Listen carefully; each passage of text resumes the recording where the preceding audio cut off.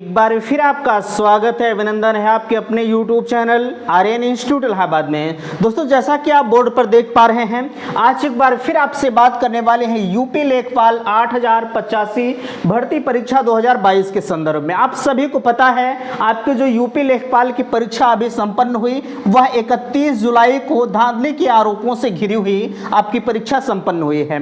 लगातार अभ्यर्थियों की एक ही मांग है कि इसमें दोबारा से री एग्जाम कराया जाए, जिसके पीछे कारण यह है कि आप सभी को पता है, परीक्षा शुरू होने से आधा एक घंटा पहले जो पूरा पेपर था वह पहले ही बाहर वायरल हो चुका था।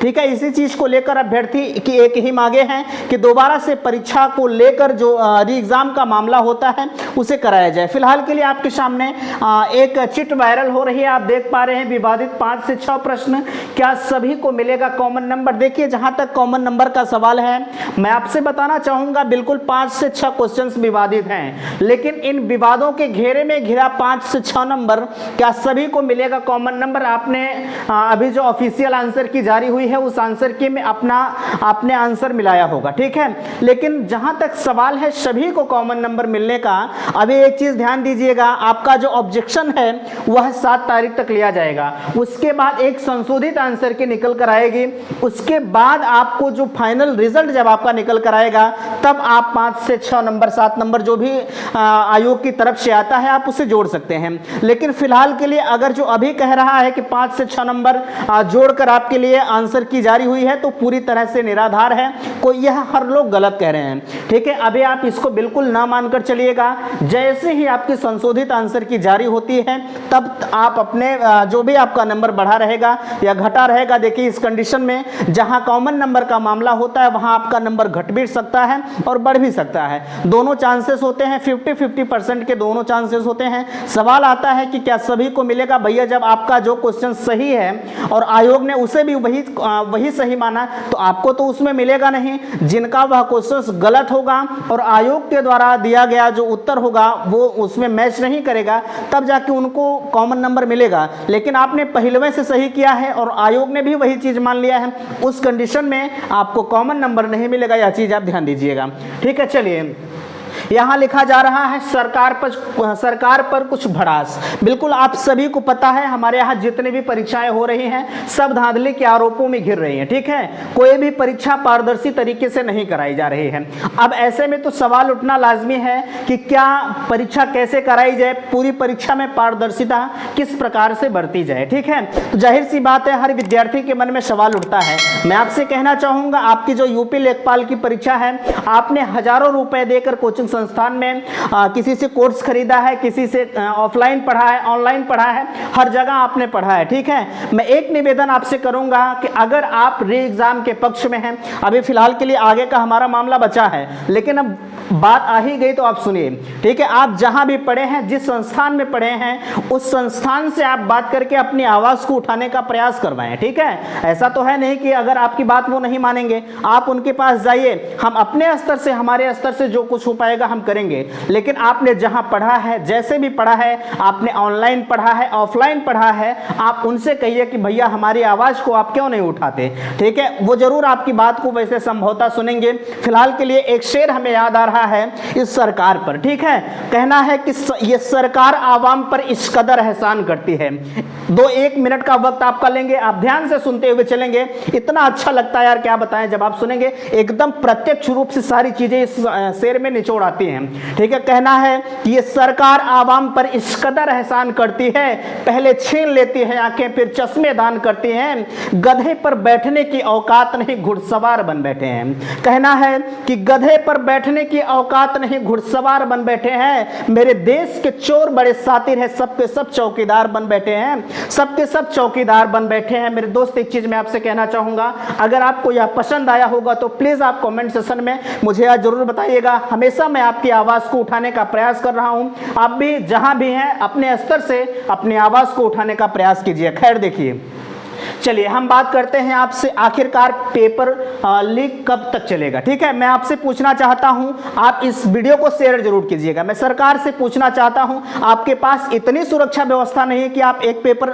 जो है नहीं बचा पा रहे हैं। आपने अभी यूपीएसआई के पेपर करवाया, वो भी लीक। अभी आप आज देखे हैं, आपका जो पीसीएस 2021 में एक पेपर हुआ था, वह भी लीक जो है आज रद्द कर दिया गया हाई कोर्ट के द्वारा। ठीक है, तो जाहिर सी बात है, आप अगर एक पेपर नहीं करवा सकते हैं, माननीय पूर्व मुख्यमंत्री श्री अखिलेश यादव जी का एक बयान आया कि अगर आप पेपर नहीं करवा सकते हैं तो आप छोड़ दीजिए। ठीक है, हालांकि इस पक्ष में मैं नहीं हूं भाई, जाहिर सी बात है, उनका शासनकाल है, वो कैसे क्या करते हैं वो डिपेंड उनके ऊपर है। लेकिन मैं इतना जरूर कहूंगा कि ये सरकार कहीं ना कहीं हमारे अरमानों के साथ खेल रही है।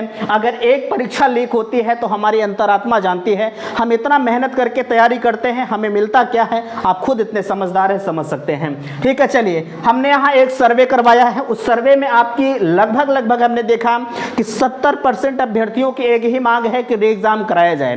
ठीक है, 70% अभ्यर्थियों की मांग है री एग्जाम करवाया जाए। आपने ट्विटर के लिए कमेंट किया कि सर भैया ट्विटर करवाइए, ट्विटर कैंपेन चलवाइए। देखिए मैं आपसे कहना चाहता हूं, अगर आप ट्विटर चलाना चाहते हैं तो प्लीज आप कमेंट सेक्शन में मुझे यह जरूर बताइए। आप खुद अपनी डेट को निर्धारित करें, उसके बाद जब हम देखेंगे आपका जो भी रवैया रहेगा, आप ट्विटर के कितने पक्ष में हैं, तो ट्विटर जरूर चलवाया जाएगा। ट्विटर तो हमारे और आपके हाथ में है, जब चाहेंगे तब चला देंगे। लेकिन ट्विटर चलाने का मतलब यह नहीं है कि हम एक दो ट्वीट करके छोड़ दें। हाँ, तब तक हम ट्वीट करेंगे जब तक हमारा मामला ट्रेंडिंग में नहीं आ जाता है। ठीक है, तब तक हम ट्वीट को छोड़ेंगे नहीं, ताकि हमारी आवाज तो उठाई जा सके।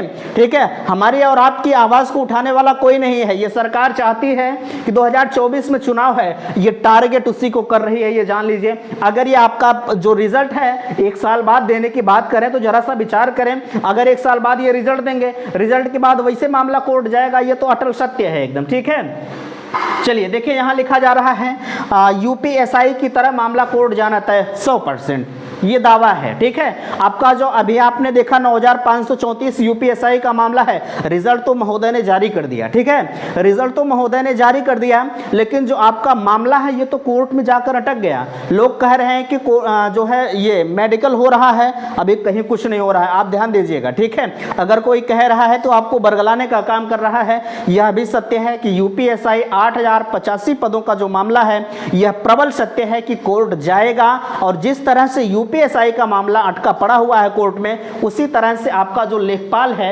वो भी इसी तरह से लेखपाल लेटपाल हो जाएगा, ये ध्यान दीजिएगा। वैसे भी लेट हो चुका है, जाहिर सी बात है। अगर इतने बड़े आरोप लग रहे हैं, अभी अपडेट को आप देखिएगा, नीचे देख पा रहे हैं, शिक्षक ने खुद बताया धांधली की जड़ क्या है।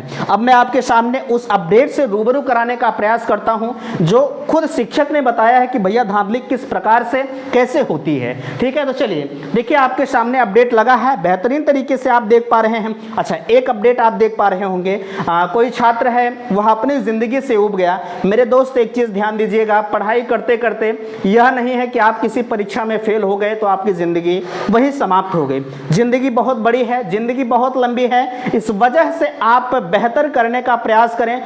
आपके माँ बाप आपके साथ जुड़े हुए हैं, उनका एक सपना होता है कि मेरा लड़का मेरी लड़की पढ़ रही है। ऐसा मत कीजिए कि आप एक परीक्षा में अगर फेल हो रहे हैं या परीक्षा आपकी नहीं बनी तो आप सुसाइड करके मर जाएं, तो यह बिल्कुल गलत कदम है। आप कदापि इस तरह का कदम न उठाएं। किसी एक परीक्षा भी, हमारी जिंदगी बहुत बड़ी है। ठीक है, अगर आप एक पढ़े लिखे इंसान हैं तो आप कुछ भी कर सकते हैं। अरे उन इंसानों से पूछो यार, जो आप क्या बताएं। खैर, इस तरह का कदम आप मत उठाइए। ठीक है, चलिए देखिए आपके सामने लगा है, आप बताइए। यहाँ कहा जा रहा है कि सरगना को इंटर कॉलेज के लेक्चरर ने भेज दी थी। अब इनके पास पैसे की कमी थी, जो खुद लेक्चरर होके ये परीक्षा लीक करवा रहा है, इससे बड़ा दुर्भाग्य हमारे और आपके लिए कुछ नहीं हो सकता। ठीक है, अब एक लेक्चरर जो महोदय हैं ये खुद भेज रहे हैं। देखिए इसमें कहा जा रहा है, हालांकि आप इस बात को छोड़िए, ठीक है, थोड़ा सा मोटे हेडिंग में आप पढ़ने का प्रयास कीजिए। लिखा जा रहा है कि लेखपाल भर्ती परीक्षा में से 2 अन्य भी शामिल, 3 वांछित की तलाश शुरू।